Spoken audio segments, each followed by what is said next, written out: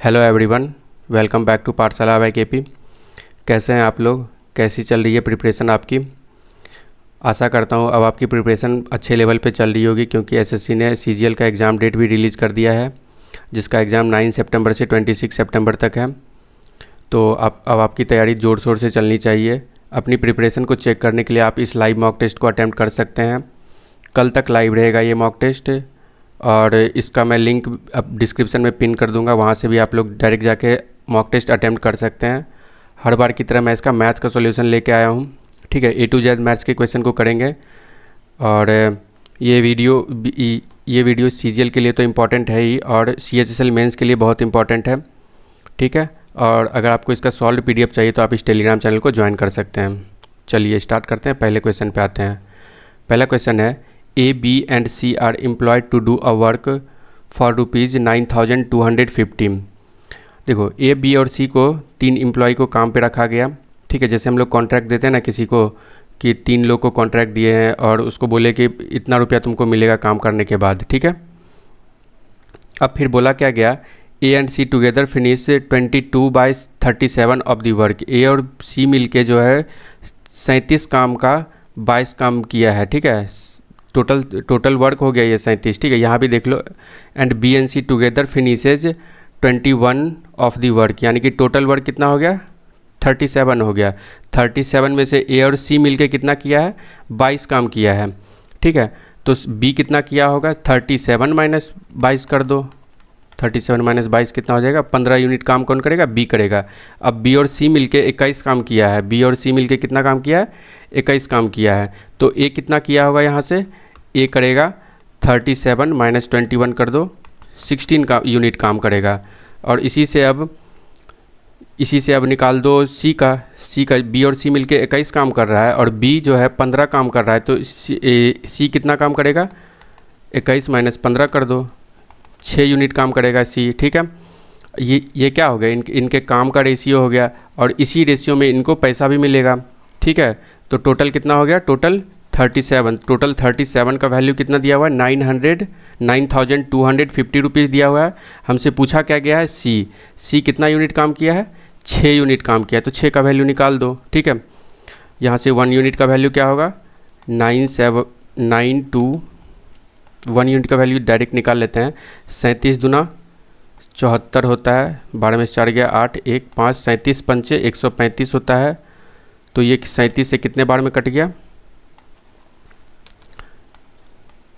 37 से ये 250 बार में कट गया, यानी कि 1 यूनिट का वैल्यू कितना हो गया, 250। तो हमें निकालना कितना है, 6 यूनिट का वैल्यू निकालना है। C जो है 6 यूनिट काम किया है, तो C का ही वेज निकालना है। तो 250 गुना 6 कर देंगे तो कितना निकल जाएगा, 1500। तो C को कितना मिलेगा काम फिनिश करने के बाद, 1500 रुपया मिलेगा, ठीक है। In a race of 900 metre the ratio of the speed of 2 contestants Nisu and Shiksha is 7:10. If Nisu has a head start of 270 metre then Nisu will win by, ठीक है। देखो एक रेस है 900 मीटर का, ठीक है।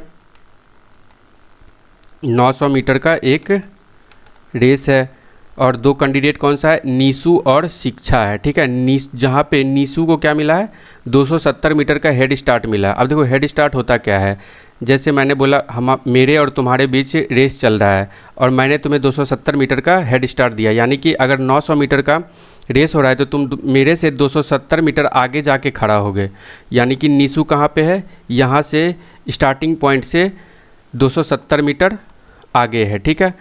तो अब जो रेस होगा तो और शिक्षा कहाँ पे है, शिक्षा यहाँ पे है, शिक्षा यहाँ पे है। अब जो रेस होगा तो नीसू को बस 900 माइनस 270 मीटर ही दौड़ना पड़ेगा, और लेकिन शिक्षा को 900 मीटर दौड़ना पड़ेगा। तो नीसू कितना दौड़ेगी, 900 माइनस 270 करेंगे तो 630 मीटर इसको नीसू को दौड़ना पड़ेगा, लेकिन शिक्षा को टोटल 900 मीटर ट्रैवल करना मतलब दौड़ना पड़ेगा, ठीक है। ये फाइनल पॉइंट है। अब देखो दोनों का स्पीड दिया हुआ है, और पूछ रहा है नीसू कितने मीटर से जीतेगी, ठीक है, कितने मीटर से जीतेगी। अब देखो स्पीड दिया, नीसू का निकाल लेते हैं। नीसू को कितना टाइम लगेगा, नीसू का स्पीड कितना है, नीसू का स्पीड है 7 यूनिट है, और इसका जो नीसू डिस्टेंस कितना ट्रैवल करेगी, 630 मीटर। तो नीशू का टाइम क्या हो जाएगा, 630/7 कर देते हैं तो कितना लगेगा इसको, 90 सेकेंड लगेगा, ठीक है।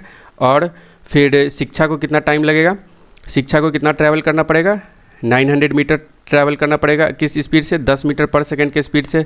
ये मीटर पर सेकेंड का स्पीड मान लो इसका। तो 10 से 1 0 कैंसिल हो जाएगा तो बचेगा कितना, इस 90 सेकेंड में।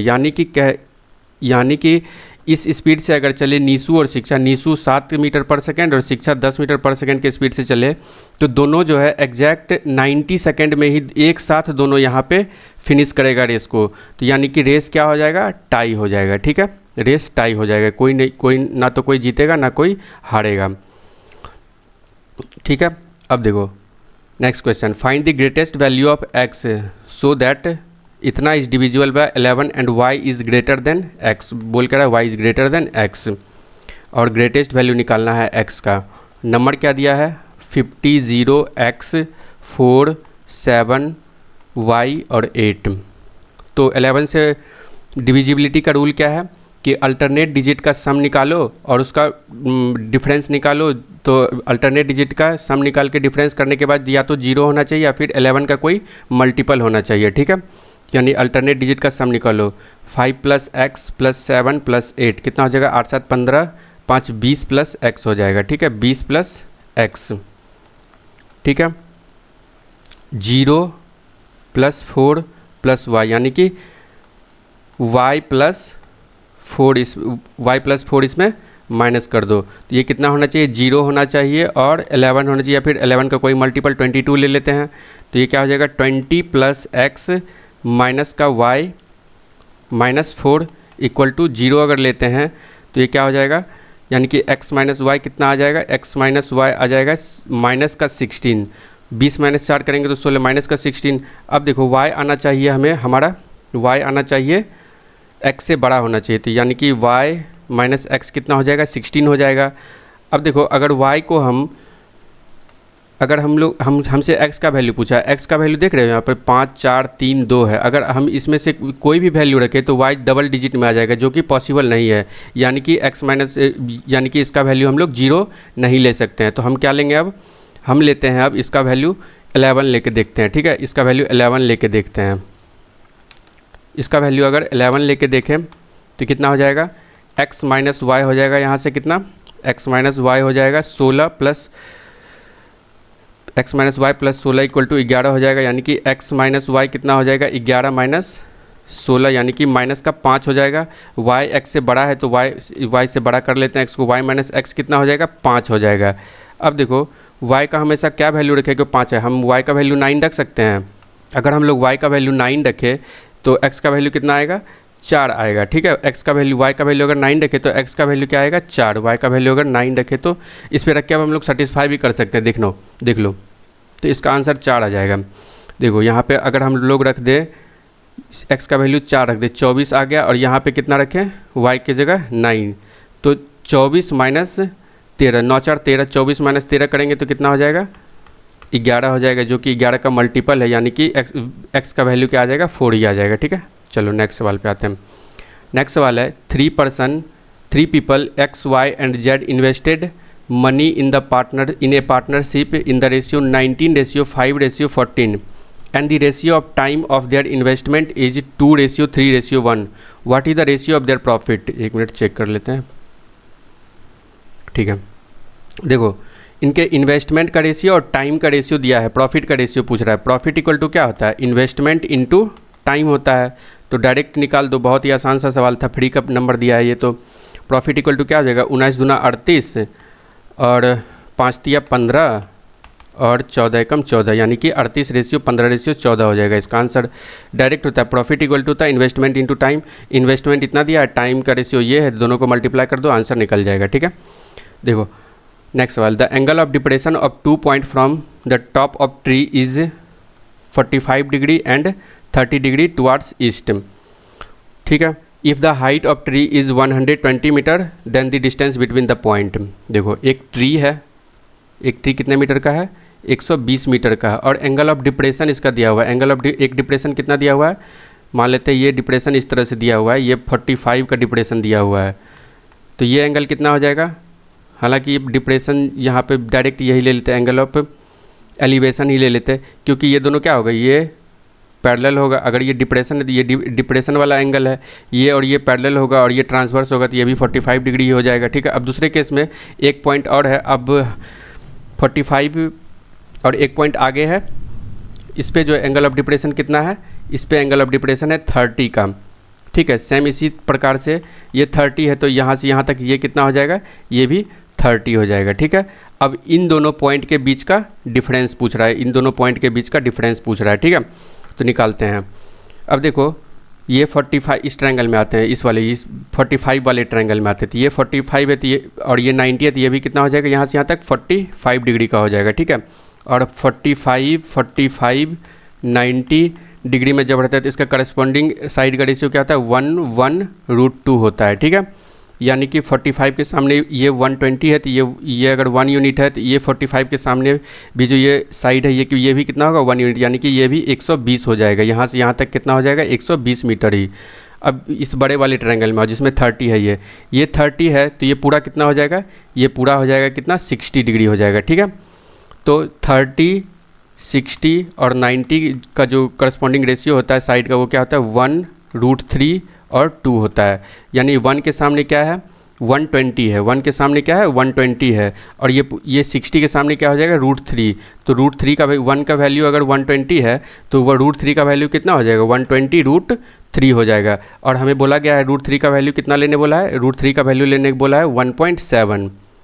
तो 1.7 से मल्टीप्लाई कर दो इसको, 0 17 दूना 34 बचेगा 3, 17 एकम 17 3 20, एक पॉइंट आ जाएगा यहाँ, यानी कि 204 मीटर। यहाँ से यहाँ तक का कितना आ गया, 204 मीटर आ गया। तो इन दोनों के बीच का डिस्टेंस क्या होगा, 204 माइनस 120 कर दो, 8 10 में 4 और 10 में से 2 जाएगा तो 8, यानी कि 84 मीटर हो जाएगा इसका आंसर। नेक्स्ट सवाल है MNOR को प्राइम नंबर से, then which of the following is true. तीन नंबर है M, N और O, तीनों क्या है, को प्राइम। अब देखो को प्राइम नंबर क्या होता है, को प्राइम नंबर ऐसा नंबर्स होता है जिसका जो कॉमन फैक्टर होता है वो 1 के अलावा और कुछ नहीं होता है। यानी कि 3 नंबर है जैसे M, N और O, उसका जो कॉमन फैक्टर होना चाहिए वो कितना होना चाहिए, 1 होगा, 1 के अलावा और कुछ कॉमन फैक्टर नहीं होगा। ठीक है, तो मान लेते हैं 3 को प्राइम नंबर क्या क्या हो जाए, मान लेते हैं 5, 7 और 8। और इसमें ऐसा नहीं होता है कि आप बस प्राइम नंबर ही लो। ठीक है, आप लोग कंपोजिट नंबर ही लेना, कंपोजिट नंबर भी ले सकते हैं। को प्राइम नंबर दोनों के अगर 3 नंबर ले रहे हैं तो तीनों के बीच का जो कॉमन फैक्टर होना चाहिए सिर्फ 1 होना चाहिए। अगर 2 नंबर ले रहे हैं तो उसके बीच कॉमन फैक्टर 1 होना चाहिए, तो उसी को क्या बोलेंगे, को प्राइम नंबर। तो ये 3 को प्राइम नंबर हो गया। M के जगह 5 रख लो, N के जगह 7 रख लो, और O के जगह 8 रख लो। तो इनका जो HCF आएगा, चाहे मल्टीप्लाई कर लो चाहे फिर ऐसे कर लो, हमेशा HCF जो इसका याद रखो 1 ही आता है। ठीक है, अब जैसे यहाँ पे रख भी लो, M के जगह 5 रखें, N × O 8 7 56, इन दोनों का HCF क्या आ जाएगा, HCF 1 ही आएगा, क्योंकि कुछ कॉमन फैक्टर है ही नहीं 1 के अलावा, तो HCF क्या आ जाएगा, 1 ही आ जाएगा इसका। ठीक है, नेक्स्ट सवाल 3 circle each of radius 4√3 centimeter touch one another, the area in centimeter subtended between them। देखो 3 सर्कल है, एक ये सर्कल हो गया, एक ये सर्कल हो गया,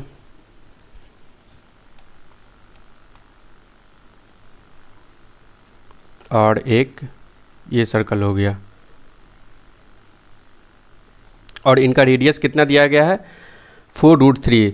पूछ रहा है the area subtended between then, इनके बीच जो एरिया है, इनका एरिया पूछ रहा है, इनके बीच जो स्पेस है इनका एरिया पूछ रहा है ये। तो कैसे निकालेंगे ये, देखो कैसे निकालते हैं इसको, बहुत ही आसान है निकालना। ठीक है, इस पैटर्न पे सवाल पूछता है तो इम्पॉर्टेंट पैटर्न नहीं है। ठीक है, जैसे ये रेडियस हो गया, इनका ये तीनों का सेंटर हो गया, और तीनों का रेडियस सेम है, ये 4√3 है, यहाँ से यहाँ तक ये भी कितना होगा, 4√3 हो जाएगा, 4√3। फिर इसको मिलाएंगे, यहाँ से यहाँ तक 4√3, ये भी 4√3, यहाँ से यहाँ तक ये भी 4√3 और यहाँ से यहाँ तक ये भी कितना हो जाएगा 4√3। यानी कि हमें यहाँ से क्या पता चल गया कि ये एक इक्विलेटरल ट्रायंगल बन रहा है। ठीक है, ये एक इक्विलेटरल ट्रायंगल बन रहा है और इक्विलेटरल ट्रायंगल में जो हर एक एंगल कितना का होता है 60 डिग्री का होता है। ठीक है, तो हमको इसका एरिया निकालने के लिए क्या करना पड़ेगा, पूरे इक्विलेटरल ट्रायंगल का एरिया निकालेंगे और इन तीन जो सेक्टर है जिसका एंगल कितना है 60 डिग्री है, तीनों सेक्टर को जोड़ के जो एरिया आएगा उसको क्या उसका डिफरेंस निकाल देंगे। तो क्या करेंगे, क्या हो जाएगा, इसके बीच का एरिया निकल जाएगा। यानी कि इक्विलेटरल ट्रायंगल का एरिया निकाल दो और इन तीनों सेक्टर का एरिया निकाल के माइनस कर दो तो क्या आ जाएगा, इसका एरिया आ जाएगा। ठीक है, तो अब इक्विलेटरल ट्रायंगल का एरिया क्या हो जाएगा, ईच साइड कितना हो जाएगा 4√3 + 4√3 8√3 हो जाएगा। यानी कि इक्विलेटरल ट्रायंगल का साइड कितना हो गया 8√3, तो इसका एरिया क्या हो जाएगा √3/4 × a², यानी कि 8 × 8 और √3 × √3 कितना हो जाएगा 3, तो 4 दूनी 8, 8 दूनी 16 या 48, 48 √3 हो गया इस इक्विलेटरल ट्रायंगल का एरिया। अब देखो इसका एरिया कैसे निकालेंगे, 60 सेक्टर का एरिया कैसे निकालते हैं, θ/360 × πr² निकालते हैं, जितना रेडियस रहता है।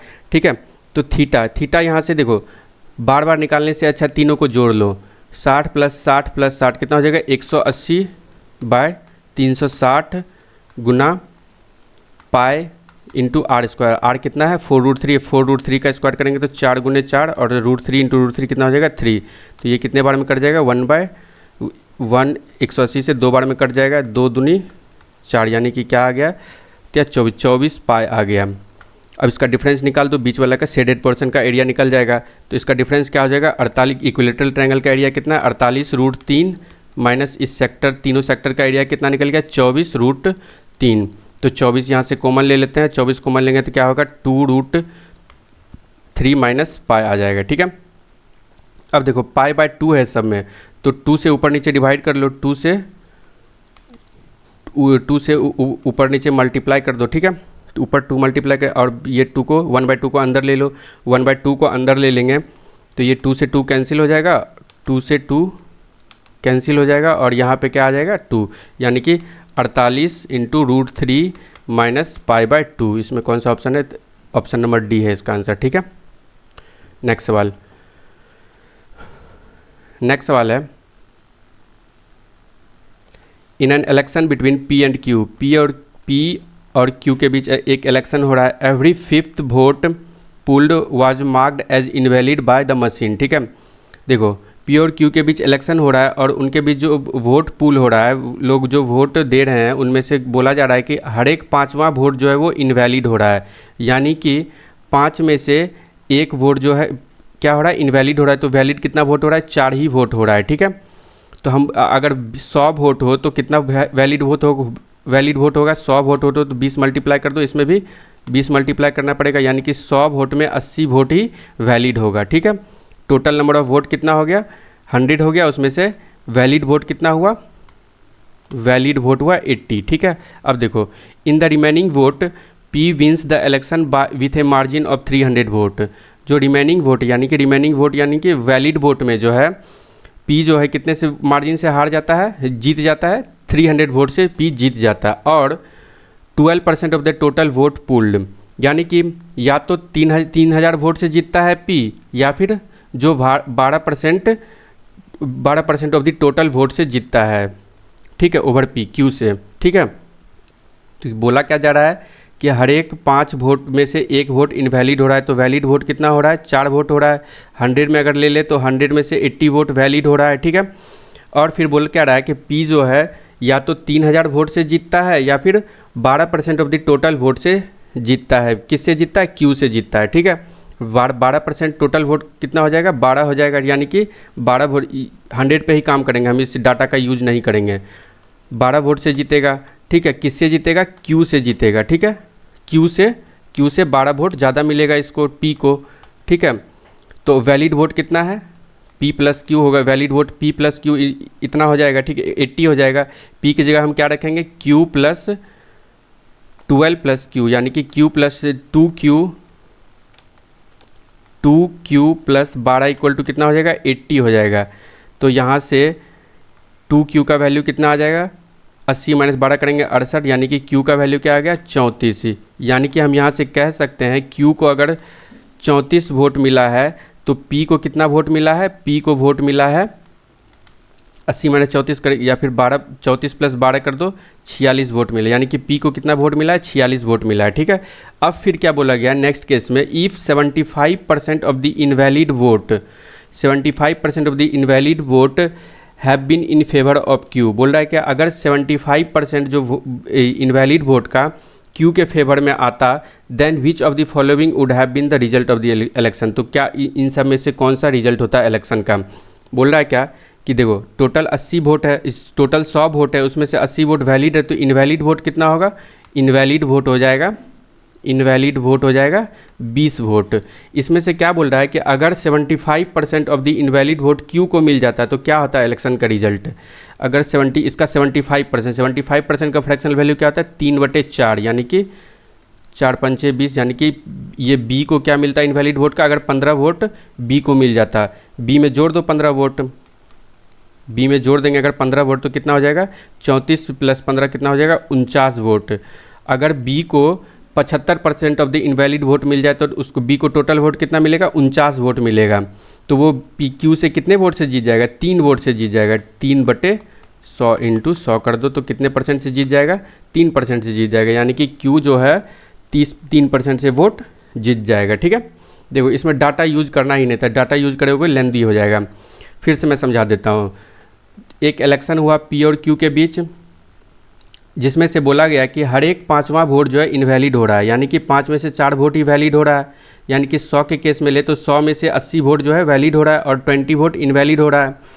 फिर बोला क्या गया नेक्स्ट में कि P 3000 वोट से जीतता है, किससे Q से जीतता है, और या फिर 12% ऑफ द टोटल वोट से जीतता है। 12% या तो 12% से वोट से जीतता है Q से, या फिर टोटल या फिर 3000 वोट से जीतता है। तो हम डाटा जो है 3000 उसका यूज़ नहीं करके हम परसेंट का यूज़ करेंगे। तो टोटल वैलिड वोट है कितना, तो टोटल वोट है कितना 100 है, उसका जो है उससे Q से 12% ज़्यादा मिलता है P को, तो P का वैल्यू क्या हो जाएगा Q प्लस 12 हो जाएगा। और टोटल वोट हुआ कितना है 80 वोट वैलिड हुआ है। ठीक है, टोटल वैलिड वोट 80 हुआ है, तो P plus Q equal to 80 हो जाएगा। P की जगह हम लोग रखेंगे Q प्लस 12 प्लस Q, यानी कि 2Q प्लस 12 इक्वल टू कितना हो जाएगा 80 हो जाएगा। तो Q का वैल्यू यहाँ से कितना आ जाएगा 34 आ जाएगा, और P का वैल्यू 46 आ जाएगा। अब फिर नेक्स्ट केस में बोला गया कि 75% ऑफ द इनवैलिड वोट अगर Q को मिलता तो इनवैलिड वोट 20 है, इसका 75% 15 हो जाएगा, इसमें जोड़ दो तो 49 हो जाएगा। तो कितना वोट ज़्यादा मिला 3 वोट ज़्यादा मिला। 100 में कितना वोट 100 से कंपेयर करेंगे तो कितना हो जाएगा 3% ज़्यादा वोट मिलेगा Q को। ठीक है, यही हो गया इसका आंसर। नेक्स्ट सवाल है a trader sells pulses at 23% profit and uses 25% less than actual measure, find his gain percent. एक ट्रेडर है, उसको जो है 23% का प्रॉफिट होता है, यानी कि 100 में उसको कितना का प्रॉफिट होता है 100 में 23% का प्रॉफिट होता है, तो कितने में बेचता है 123 में बेचता है। अब देखो फिर क्या बोल रहा है कि वो 25% लेस वेट मेजर करता है एक्चुअल मेजर का, तो इसका फ्रैक्शनल वैल्यू कितना हो गया, फ्रैक्शनल वैल्यू हो जाएगा 25% का 1/4 हो जाएगा, यानी कि उसको देना चाहिए 4 लेकिन देता कितना है वो 3 ही देता है। ठीक है, यानी कि इसे हम लोग कह सकते हैं उसको देना चाहिए 4 यूनिट लेकिन देता है कितना 3 यूनिट ही देता है। ठीक है, तो इससे हम कह सकते हैं वो पैसा लेता है कितना का, बेचता होगा तो पैसा लेता होगा कितना का 4 का पैसा लेता होगा, लेकिन उसको लागत कितना का लगता होगा 3 का ही लागत लगता होगा। तो इसी का सक्सेसिव लगा दो, आंसर आ जाएगा। 4 से कितने बार में कटेगा 4 से 25 बार में 25 दिया 75 से 123 हो जाएगा, यानी कि कितना ज़्यादा हुआ 13 में से 5 जाएगा 8 बचेगा, यहाँ कितना 11 में 7 गया 4/75, यानी कि 3 से 16 और 25, 1/25 का वैल्यू होता है 4%, तो 16 चौके 64% उसका प्रॉफिट हो जाएगा। ठीक है, नेक्स्ट सवाल है in a group of n number of boys a new boy weighing 52 kg joins, then the average weight of the group increased by 1 kg. If the weight of new boy had been 40 kg, then the average weight of the boy would have decreased by 1 kg. The actual average weight of the group.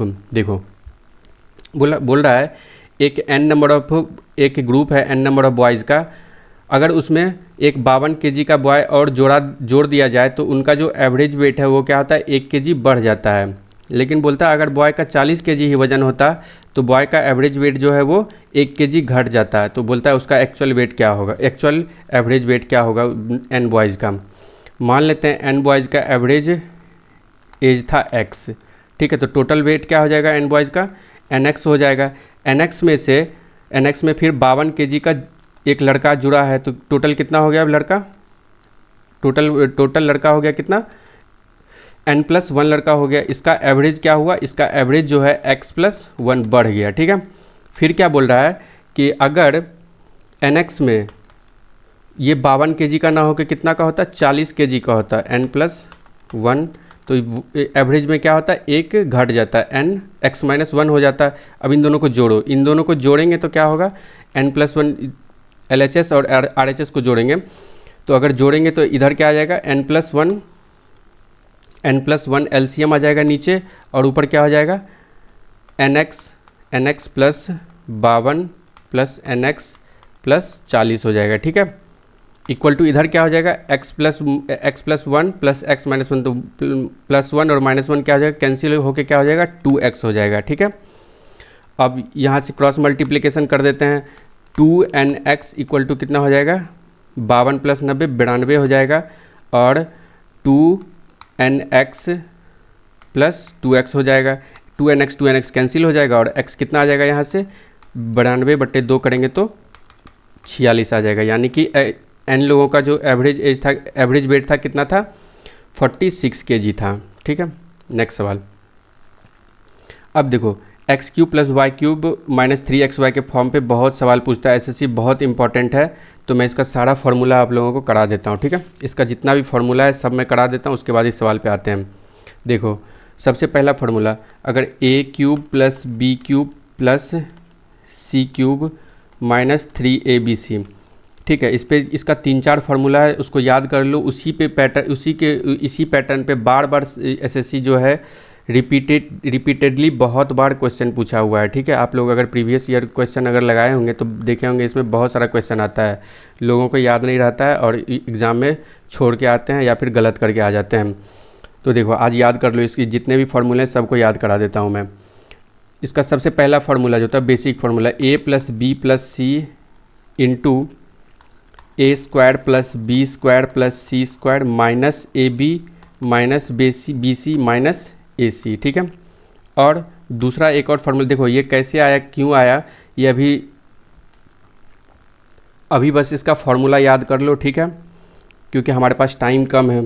तो दूसरा formula क्या होता है, 1/2 × a + b + c, और एक formula होता है a² + b² + c² - ab - bc - ac का एक फार्मूला होता है a - b का whole square plus b - c का whole square plus c - a का होल स्क्वायर। ये दूसरा फार्मूला हो गया।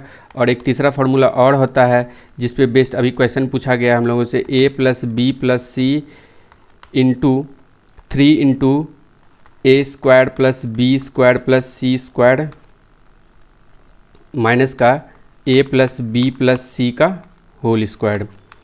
इनमें से देखो, इनमें से किसी दो चीज़ का वैल्यू दिया हुआ रहेगा, या तो a + b + c का वैल्यू दिया रहेगा, या फिर a² + b² + c² का, या फिर दो वैल्यू दिया हुआ है, तीन तरह का वैल्यू a² + b² + c² दिया हुआ रहेगा, और a + b + c दिया हुआ रहेगा, या फिर क्या दिया हुआ रहेगा, a + b + c ab + bc + ac दिया हुआ रहेगा, इस तरह से दिया हुआ रहेगा, ठीक है। तो इसका वैल्यू पूछ देगा आप लोगों से। फिर एक चौथा फार्मूला होता है a + b + c × a + b + c का whole square - 3 × ab + bc + ac। ये 4 फार्मूला होता है, इसको ये रट लो, ये एग्ज़ाम में आएगा ही इस पैटर्न पे क्वेश्चन, चाहे किसी भी सेट में, किसी भी शिफ्ट में, हर एक शिफ्ट में भी देखने को मिल सकता है, या फिर एक शिफ्ट को छोड़ के दूसरे शिफ्ट में देखने को भी मिल सकता है आप लोगों को, ठीक है। इस पे बेस्ड हर बार क्वेश्चन पूछता ही है एसएससी, ऐसा हो नहीं सकता कि एसएससी क्वेश्चन ना पूछे, ठीक है। अब एक क्वेश्चन और पूछता है, बोल देता है अगर a, b and c are in AP, तो a³ plus B cube plus C cube minus 3abc का वैल्यू क्या होगा पूछ देता है। ठीक है, तो इसका जो वैल्यू था, अगर A B C A P में रहे तो A cube plus B cube plus C cube minus 3abc का वैल्यू अगर पूछ दे तो क्या हो जाएगा 9 इंटू मिडिल टर्म इसका क्या होगा b, 9 into middle term into difference का स्क्वायर। ठीक है, इंटू डिफरेंस का स्क्वायर, यानी कि इन दोनों के A B C A P होगा तो डिफरेंस सेम ही होगा, तो 9 into middle term into difference का स्क्वायर, यानी कि हम कह सकते हैं 9 इंटू बी, यानी कि मिडिल में b है, 9 इंटू बी इंटू डिफरेंस का स्क्वायर। ठीक है, ये याद रखना। और एक जो होता है वो अगर a plus B plus C equal to 0 होगा तो A cube plus B cube plus C cube equal to 3abc हो जाता है। ठीक है, ये जो होता है अगर डिस्टिंक्ट हो तब, अगर ए बी सी अगर डिस्टिंक्ट इंटीजर हो तब, अगर पॉजिटिव इंटीजर हो तो इस केस में क्या हो जाता है a equal to B equal to C हो जाता है। ठीक है, चलो अब आते हैं हम अपने सवाल पे। देखो हमें दिया क्या गया x प्लस वाई प्लस दिया हुआ है 9 और x square plus y square plus z square equal to 29 दिया। हमसे पूछा गया ये, देखो कौन सा फार्मूला लगाएंगे। देखो a प्लस बी प्लस सी और ये वैल्यू दिया हुआ है। ठीक है, तो हम ये वाला फार्मूला लगाएंगे, A cube minus A cube plus B cube plus C cube minus 3abc का क्या फार्मूला लगाएंगे 1/2 into A plus B plus C into 3 into A square plus B square plus C square minus 3a plus B plus C का whole square लगाएंगे। ठीक है, देखो इसका हम फार्मूला क्या लिख सकते हैं 1/2 into A plus B plus C into 3 into A square plus B square plus C square minus A plus B plus C का होल स्क्वायर। ठीक है, देखो 1/2 into A plus B plus C की जगह क्या है 9 है। ठीक है, into 3 into A plus B plus C कितना, A square plus B square plus C square कितना दिया हुआ है 29 दिया हुआ है, 3 into 29 minus A plus B plus C का होल स्क्वायर कितना हो जाएगा 9 का स्क्वायर, यानी कि 81। 9 का स्क्वायर कितना होता है 81। 29 या 87, इसको भी लिख देते हैं यहाँ से, 29 या 87 हो जाएगा, 87 माइनस 81 कितना हो जाएगा 6 हो जाएगा, यानी कि 1/2 इंटू 9 इंटू 6 हो जाएगा। 2 से कितना बार में कट जाएगा 3 बार में, 9 या 27 हो जाएगा इसका आंसर। ठीक है, फटाफट करेंगे। नेक्स्ट सवाल है the perimeter of A rectangular field is 18 more than the perimeter of square field. अब देखो पेरीमीटर ऑफ स्क्वायर फील्ड कितना दिया हुआ है 9 मीटर दिया हुआ है, तो इसका बोला है the perimeter of rectangular field is 18 more than the perimeter of square field of side 9 metre. एक स्क्वायर फील्ड के पेरीमीटर से जो रेक्टेंगल का पेरीमीटर वो कितना ज़्यादा 18 मीटर ज़्यादा है, और स्क्वायर का ईच साइड कितना दिया हुआ है 9 मीटर का दिया हुआ है, तो स्क्वायर का पेरीमीटर कितना हो जाएगा 36 हो जाएगा। तो रेक्टेंगल का पेरीमीटर कितना हो जाएगा, रेक्टेंगल का पेरीमीटर हो जाएगा 36 प्लस 18 54 हो जाएगा, 54 सेंटीमीटर रेक्टेंगल का, 54 मीटर हो जाएगा रेक्टेंगल का पेरीमीटर। बोल रहा है if the shorter side of field is 3 metre less than longer side find the area of rectangular field in square metre. ठीक है, देखो ये पेरीमीटर क्या होता है 2 इंटू एल प्लस बी, यानी कि एल प्लस बी यहाँ से कितना आ जाएगा 2 से 27 बार में एल प्लस बी कितना आ गया, एल प्लस बी आ गया 27 और एल माइनस बी दिया हुआ है कितना 3 दिया हुआ है, यानी कि एल कितना आ जाएगा यहाँ से एल आ जाएगा, इन दोनों को जोड़ के हाफ कर देंगे 27 प्लस 3 कितना आ जाएगा 27 प्लस 3 30/2 यानी कि 15 आ गया, और बी कितना आ गया यहाँ से 27 माइनस 3 करेंगे तो 24/2 12। अब इसका एरिया पूछ रहा है तो एरिया दोनों को गुना कर दो, 15 गुना 12 कितना होता है 180 मीटर स्क्वायर हो जाएगा इसका आंसर। ठीक है, नेक्स्ट सवाल a person invested certain some of money in A scheme offering 25% rate of simple interest. After 2 years, he withdraws the amount and invested in another scheme offering 10% rate of interest for 4 years. Find the sum of money invested initially. Find the sum of money invested initially. If the total interest received by person after 6 years is 550 rupees, मान लेते हैं total जो है invest किया था कोई आदमी 100 रुपया इन्वेस्ट किया था। ठीक है, तो बोला क्या गया है कि जो उसको पहला 2 साल जो है उसका रेट क्या है 25% है, तो 2 साल में उसका इंटरेस्ट कितना होगा 50% होगा। 100 का 50% कितना हो जाएगा 50 हो जाएगा, यानी कि अब उसका अमाउंट कितना हो गया 150 हो गया 2 साल बाद। फिर जो क्या किया उसको निकाल के 150 अमाउंट को निकाल के क्या किया, उसको जो है 10% के ब्याज से 4 साल के लिए इन्वेस्ट कर दिया। तो इस पर कितना इंटरेस्ट मिला होगा उसको, यानी कि इस पर कितना इंटरेस्ट मिला होगा 150 का 40% कितना होगा 50, 15 गुना 4 कितना होता है 60%, यानी कि 60 इस पे 10% के ब्याज से 4 साल में कितना इस पर इंटरेस्ट मिल जाएगा 60 मिल जाएगा। और यहाँ से कितना मिला इसको इंटरेस्ट 50 मिला, तो टोटल इंटरेस्ट कितना हो गया, टोटल इंटरेस्ट हो गया 110। 110 का वैल्यू कितना दिया हुआ है 6 साल में, 2 साल इधर हो गया 4 साल में, तो 4 साल में इसका इंटरेस्ट कितना हो गया 110 यूनिट। 110 यूनिट का वैल्यू कितना दिया हुआ है 550 दिया हुआ है। तो हमसे पूछ रहा है क्या कि इनिशियली वो अमाउंट कितना इन्वेस्ट किया था, इनिशियली कितना अमाउंट इन्वेस्ट किया था 100 यूनिट, तो 100 यूनिट का वैल्यू निकाल दो 11, 5 से कट जाएगा तो 100 यूनिट का वैल्यू क्या हो जाएगा 500 हो जाएगा। ठीक है, नेक्स्ट सवाल है tan 60 minus theta minus cot 30 degree plus theta. तो ये तो देखते ही 0 आंसर टिक करना चाहिए इसका, क्योंकि ये क्या है और कुछ नहीं, कॉट 30 डिग्री प्लस थीटा ही है, क्योंकि कॉट 90 डिग्री माइनस थीटा क्या होता है tan थीटा होता है, थीटा की जगह ये पूरा दिया हुआ है। ठीक है, तो इसको माइनस कर दो, cot 90 minus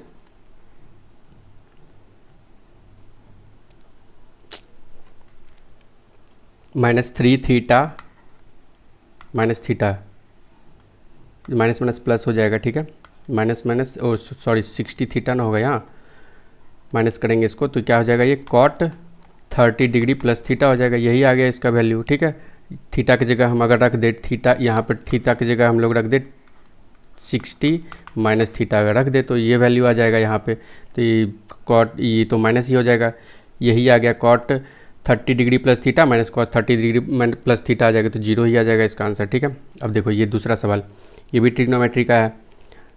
two sine square 3 theta equal to 1 दिया हुआ है, तो sine square 2 3 theta equal to क्या हो जाएगा 1/2। यहाँ से साइन 3 थीटा कितना हो जाएगा 1/√2, स्क्वायर हटाएंगे तो इधर रूट आएगा 1/√2, और 1/√2 साइन कब होता है, किस डिग्री पे 1/√2 होता है, तो 3 थीटा है ये, साइन 45 पे होता है ये। ठीक है, यानी कि यहाँ से 3 थीटा का वैल्यू कितना आ गया 45 डिग्री आ गया, तो थीटा इक्वल टू कितना हो जाएगा 15 डिग्री हो जाएगा। हमसे पूछा क्या गया 3 cos 6 थीटा, तो sorry 2 cos 6 theta, 2 into cos 6 theta, 15 छके 90, cos 90 का वैल्यू क्या होता है 0 होता है, तो इसका भी आंसर क्या हो जाएगा 0 ही आ जाएगा।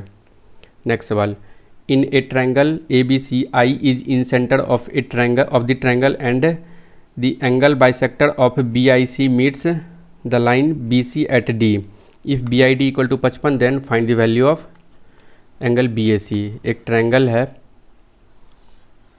एक ट्रायंगल दिया गया है ABC और ये इन सेंटर है I, और बोला क्या गया है BIC का बाइसेक्टर, BIC का बाइसेक्टर यानी कि ये मान लेते हैं बाइसेक्टर है इसका, ये कहाँ मिल रहा है D पे मिल रहा है, और दिया गया है BID ये 55 दिया गया है, ये 55 दिया है, बाइसेक्टर है तो टोटल कितना हो जाएगा, टोटल तो 110 ही आ जाएगा ये। ठीक है, अब जब इन सेंटर होता है तो ये वाला एंगल पूछता है हमसे, ये एक बहुत अच्छा पैटर्न है, मतलब बार बार रिपीटेडली पूछता है ज्योमेट्री में। अगर ये इन सेंटर है तो हमसे पूछ देता है इसका वैल्यू, देखो 90 प्लस A/2 इसी का वैल्यू पूछा है, एंगल BAC इसी का वैल्यू पूछा गया है, 90 प्लस A/2 इक्वल टू हो जाएगा यहाँ पे एंगल BIC, यानी कि 90 plus A/2 equal to BIC कितना दिया 110, 90 माइनस 110 करेंगे तो कितना हो जाएगा A/2 इक्वल टू कितना हो जाएगा 20 हो जाएगा। ठीक है, ये यहाँ से कितना आ जाएगा 20 दूना 40 डिग्री।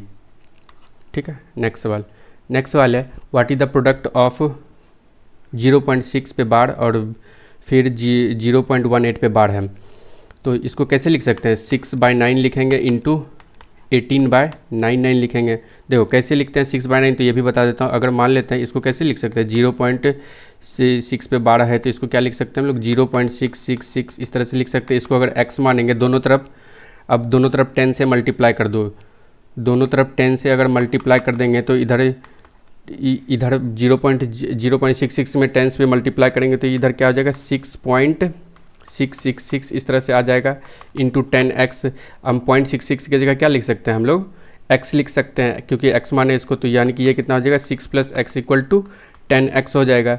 तो 6 ये इक्वल टू यहाँ से क्या आ जाएगा 9x, यानी कि x इक्वल टू क्या आ जाएगा 6/x इक्वल टू आ जाएगा 6/9। सिमिलरली इसी तरह से अगर 2 पॉइंट के बाद 2 डिजिट है तो 2 9 आ जाएगा नीचे, ठीक है। अब इसको मल्टीप्लाई कर दो, 9 दूनी 18, 3 दूना 6, 3 दूना 6, 3 से 33 बार में, यानी कि 4/33 हो जाएगा इसका आंसर, ठीक है। नेक्स्ट सवाल है 2 solid hemisphere of radius 6 centimetre and 4 centimetre respectively are melted to form a metallic cone of radius 12 centimetre. The height of the cone lies between, ठीक है। 2 हेमिस्फेयर है जिसका रेडियस क्या है 6 सेंटीमीटर और 4 सेंटीमीटर, उसको मेल्ट करके एक मेटेलिक कॉन बनाया गया जिसका रेडियस कितना है 12 सेंटीमीटर है। तो उस कॉन का रेडियस पूछ रहा है, कॉन का हाइट पूछ रहा है, कॉन का हाइट पूछ रहा है, किसके बीच, कौन से 2 नंबर के बीच लाई करेगा, यही पूछ रहा है कॉन का हाइट।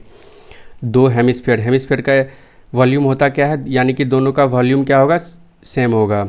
दोनों हेमिस्फेयर के वॉल्यूम को जोड़ के कॉन के वॉल्यूम के बराबर करेंगे तो यहाँ से हाइट निकल जाएगा। दोनों हेमिस्फेयर का अब हम लोग वॉल्यूम निकाल देते हैं। हेमिस्फेयर का वॉल्यूम होता क्या है 2/3 पाई r³ होता है।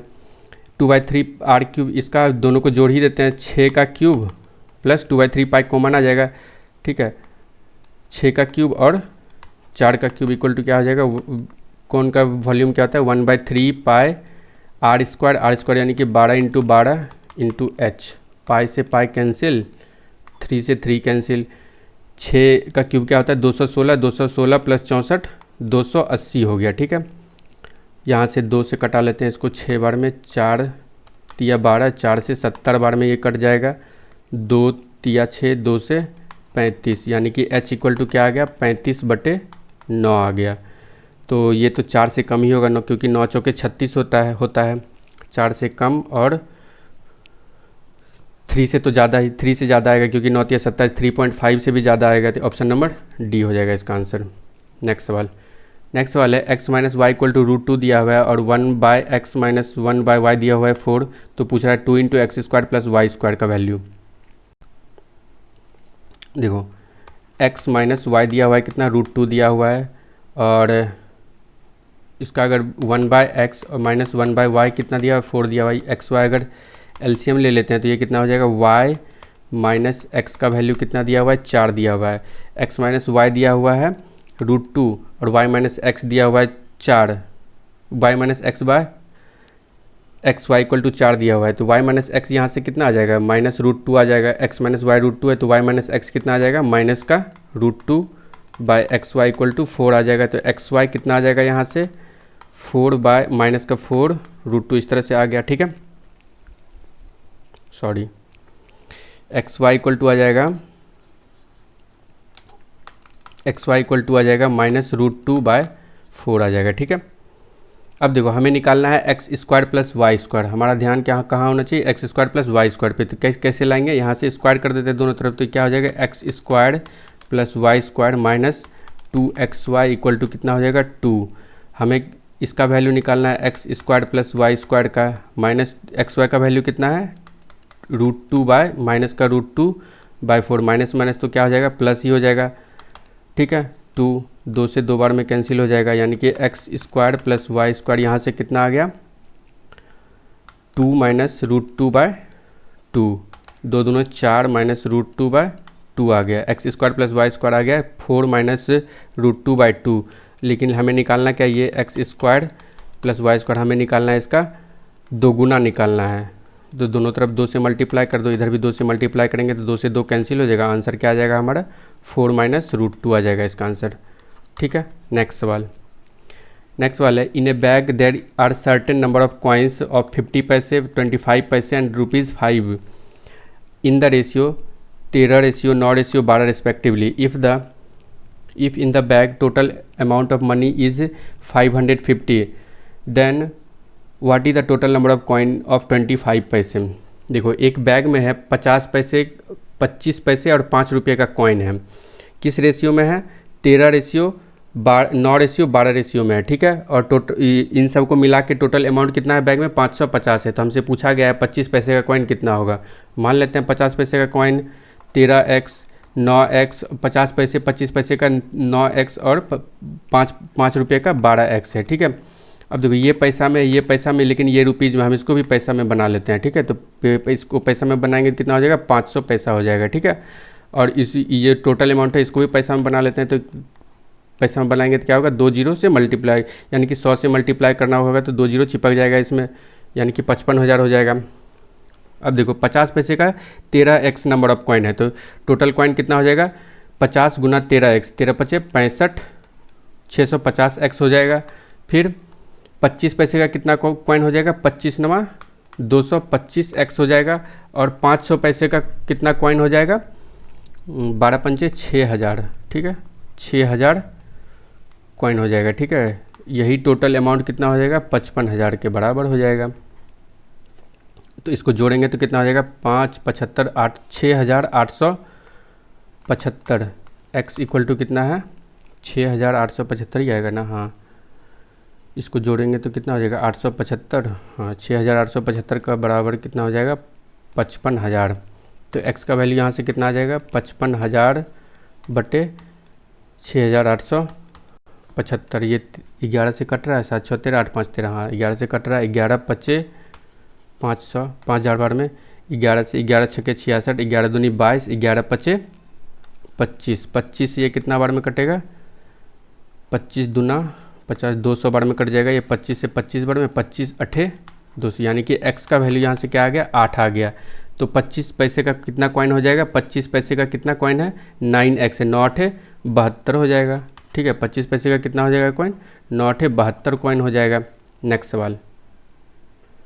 सवाल है, 2 varieties of x and y costing rupees 120 रुपया पर केजी, 150 रुपया per kg respectively are mixed in the ratio 5:1, find the price of the resultant mixer. बहुत ही आसान सवाल है। x और y दो तरह का राइस है, जिसमें x का प्राइस है 120 रुपया पर केजी और y का प्राइस है 150 रुपया पर केजी। और इनको जो है किस रेशियो में मिलाया जाता है, 5:1 में मिलाया जाता है। तो रिजल्टेंट प्राइस पूछ रहा है मिक्सर का। तो 120 गुना 5 कर दो, कितना हो जाएगा 600, और 150 गुना 1 करेंगे तो 150 ही होगा, यानी कि टोटल प्राइस कितना हो जाएगा, 750 हो जाएगा। 750 में अब ये टोटल कितने, 6 केजी का दाम हो गया। ये मान लेते 6 केजी है, तो 6 केजी का दाम हो गया। तो 1 केजी का दाम यहाँ से मिक्सर का क्या हो जाएगा, 650 बटे 6 कर देंगे, 3 दूना 6, 3 से कितने बार में कटेगा, 250 बार में, 2 से ये कितने बार में कटेगा, 125। तो इसका दाम कितना हो जाएगा, 125 रुपया पर केजी, ठीक है, 125 रुपया पर केजी हो जाएगा इसका आंसर। नेक्स्ट सवाल है, MNP are 3 point such that MN equal to 13 centimetre, NP equal to 7 centimetre and MP equal to 20 centimetre. Number of circle passing through MNP। देखो 3 पॉइंट है, जिसमें से MN इक्वल टू कितना दिया हुआ है, 13 सेंटीमीटर दिया हुआ है, NP इक्वल टू 7 सेंटीमीटर दिया हुआ है और MP इक्वल टू 20 सेंटीमीटर दिया हुआ है। अब देखो ये कोई ट्रायंगल फॉर्म नहीं कर रहा है, क्योंकि ट्रायंगल फॉर्म कब करता है, जब इन दोनों को जोड़ के इससे बड़ा आ जाए, ठीक है। तो यहाँ पे क्या हो रहा है, 13 + 7 20 बराबर आ रहा है। बराबर होने पे ये ट्रायंगल फॉर्म नहीं करेगा, यानी कि ये क्या होगा, एक लाइन होगा, और एक लाइन MN और NP, MN 13 है और NP कितना है, 7 है। तो ये टोटल MP कितना हो गया, 20 हो गया। अब इस बोला इस तीनों पॉइंट से एक सर्कल, इस तीनों पॉइंट से कितना सर्कल गुजरेगा, तो एक भी सर्कल नहीं गुजरेगा, क्योंकि तीनों पॉइंट से सर्कल गुजर ही नहीं सकता एक बार में। तो इससे कितना हो जाएगा, 0 सर्कल गुजरेगा, ठीक है। इसका आंसर 0 हो जाएगा। नेक्स्ट सवाल, सॉरी अब सवाल ही नहीं है। Thank you. अगर वीडियो पसंद आया हो तो आप लोग लाइक कर देना, और अगर कुछ भी इम्प्रूवमेंट का ज़रूरी हो तो आप लोग बता सकते हैं कमेंट में। और वीडियो पसंद आया तो शेयर और चैनल को ज़रूर सब्सक्राइब करें, ठीक है। Thank you. मिलते हैं फिर नेक्स्ट वीडियो में। धन्यवाद। लाइक ज़रूर कर देना और कमेंट भी करना और शेयर भी कर देना, ठीक है। धन्यवाद।